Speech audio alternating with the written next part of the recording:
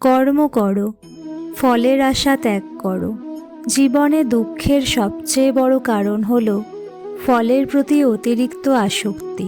যখন আমরা শুধুই ফলের কথা ভেবে কাজ করি, তখন ভয়, দুশ্চিন্তা আর হতাশা আমাদের গ্রাস করে।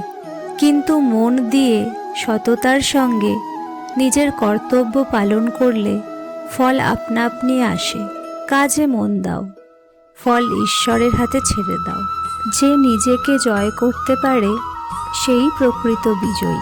বিশ্ব জয় করা সহজ হতে পারে, কিন্তু নিজের লোভ, রাগ, অহংকার ও ভয়কে জয় করাই সবচেয়ে কঠিন।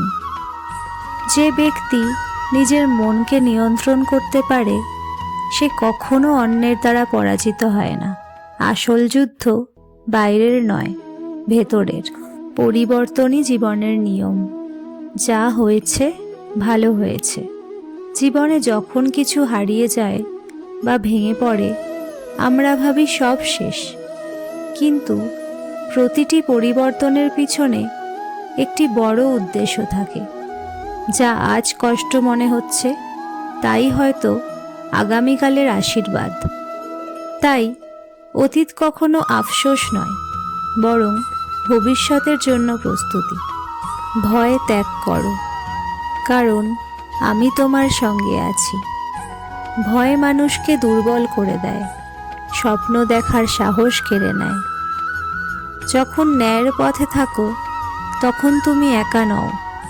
ভয় নয়, বিশ্বাসী শক্তি।